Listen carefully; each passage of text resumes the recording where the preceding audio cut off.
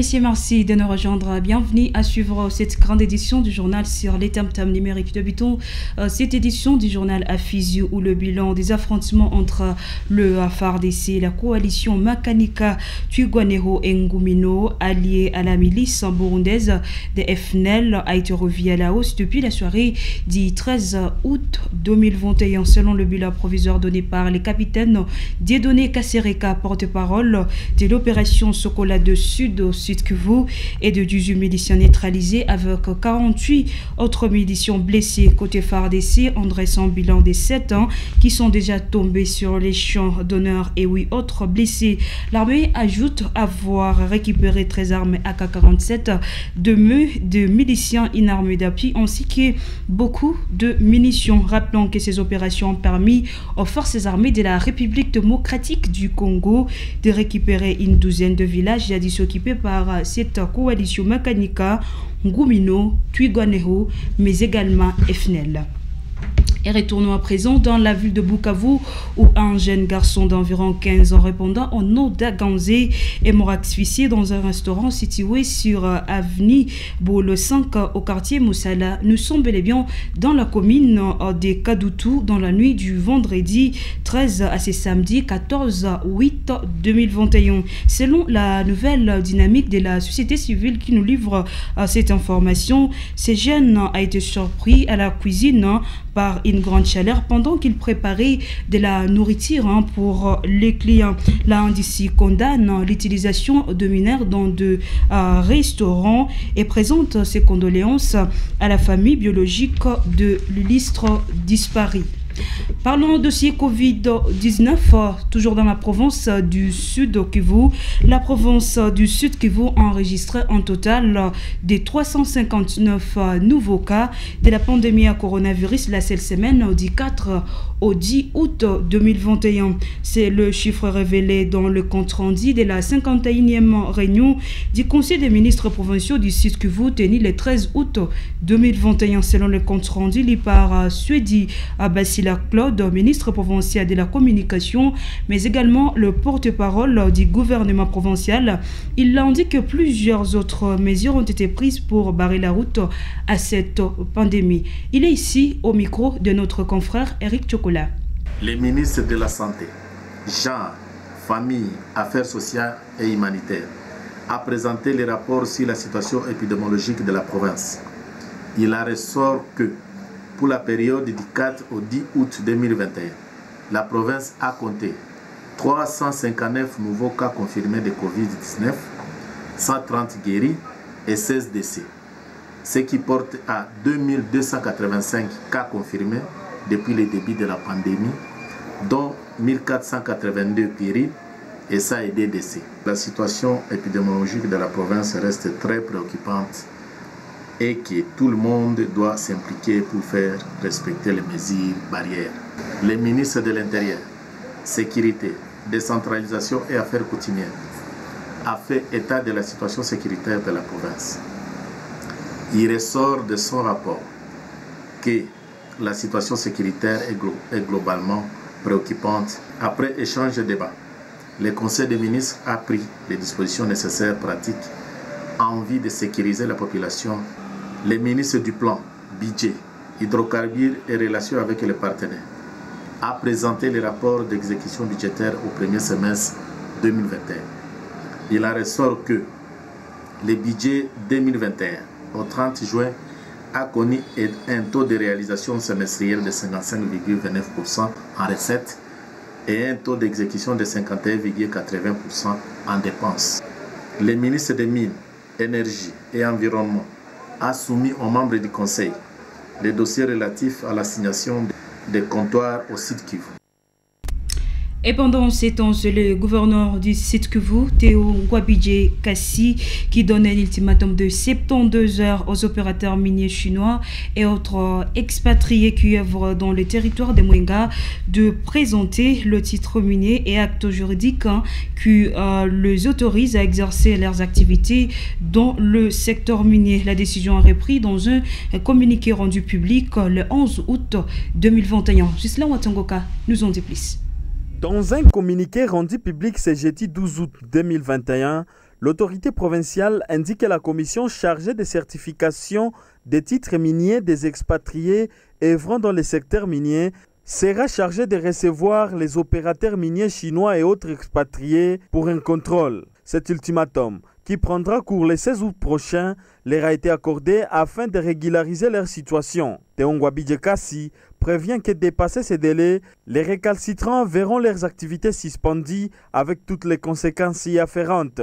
Une instruction du gouverneur qui intervient après plusieurs alertes des organisations de la société civile de Mwenga et de Bukavu qui n'ont cessé de dénoncer la manière dont des sociétés chinoises, particulièrement, opèrent dans le territoire de Mwenga. Selon ces structures, en plus du non-respect du code minier congolais, ces sociétés chinoises sont régulièrement accusées de ne pas respecter les cahiers des charges signés avec les populations locales. Dans ce même communiqué, le gouverneur Teongwa Bidjekasi a instruit aux militaires de quitter immédiatement les sites miniers de la province. Des actions qui rencontrent le plaidoyer des activités dans les domaines miniers qui dénoncent les abus qui se commettent dans ces secteurs en province du Sud Kivu. L'église du Christ au Congo ECC a célébré le 13 août 2021 ses 50 ans d'existence. À cette occasion, des cérémonies commémoratives ont eu lieu à l'Institut Toumaïni. On connaît la participation du président du Milapro, Norbert Basengezi Katitima. Eric Chocolat, reportage.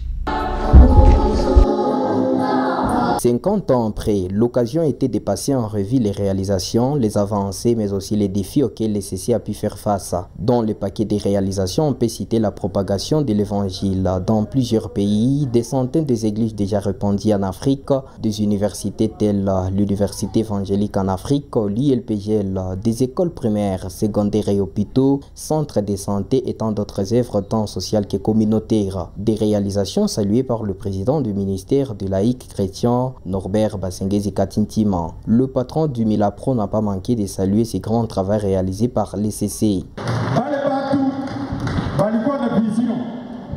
Alors, l'hôpital, l'université, protestant, kama shi tuko tubaye la paix na bate 4 bale bazé tumika ya kazi. Leo protestant iko na 6 hôpitaux. Leo protestant iko na président wa assemblée provinciale. Mimi kazi yangu ilikuwa kubaisite tu. Jua kuna mayele ndani mbinguni na mugulu. Yangu inaishia pale ni 50 ya amani. Les CC, une fêtière des églises en RDC, les regorge à son sein plusieurs communautés engagées dans tous les domaines de la vie. Le président de l'ECC, Monseigneur Levingangoura, s'est dit de l'apport de sa structure dans le développement de la province. Il a cependant appelé les uns et les autres à l'unité pour atteindre les grandes visées les jours à venir.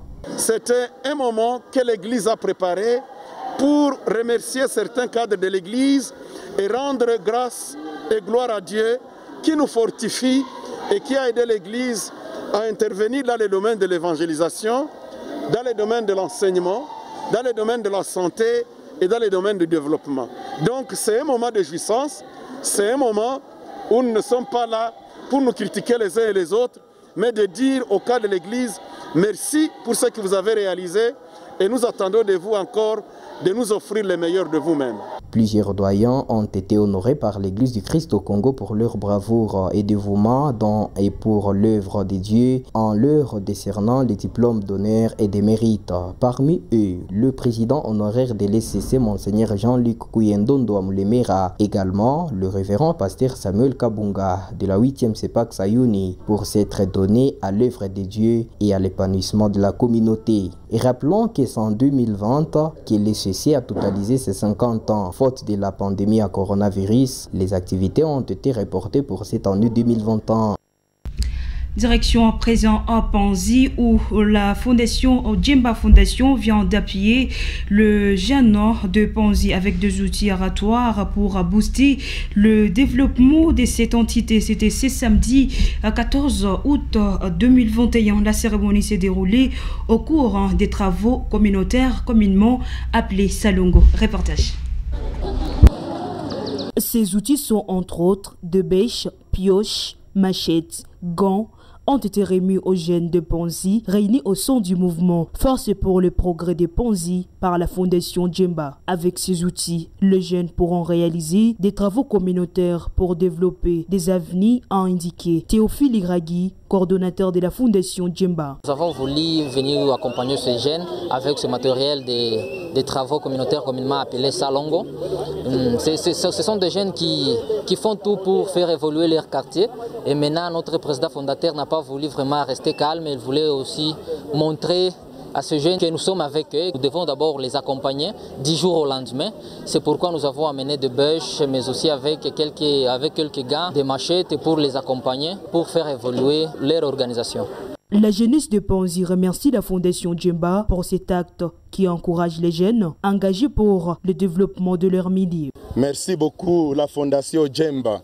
Vous venez juste de nous surprendre, de nous réserver une très grande surprise à laquelle à tout quoi on a j'y attendre. Mais merci beaucoup et toutes mes félicitations pour accompagner les initiatives de l'organisation. Nous, l'organisation Force de Jeunes pour le progrès des Ponzi, nous disons un grand merci pour la Fondation Djemba et que ça ne soit pas le premier ou le dernier jour que vous venez nous visiter ici à Ponzi. La Fondation Djemba a également participé aux travaux communautaires organisés par ces jeunes.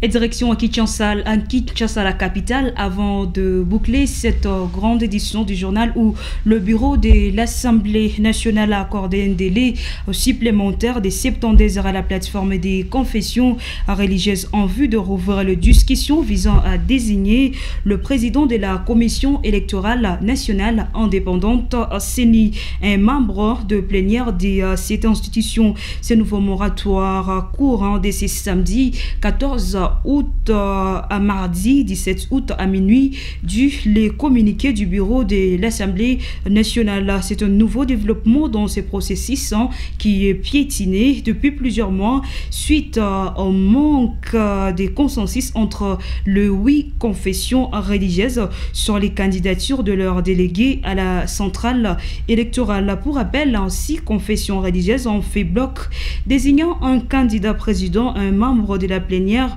sans église catholique et l'église du Christ au Congo et CC. Le PV de désignation ont même été déposé au bureau de la Chambre basse. Cette dernière a relancé jeudi le processus pour son certaines parties prenantes à dénoncer un forcing.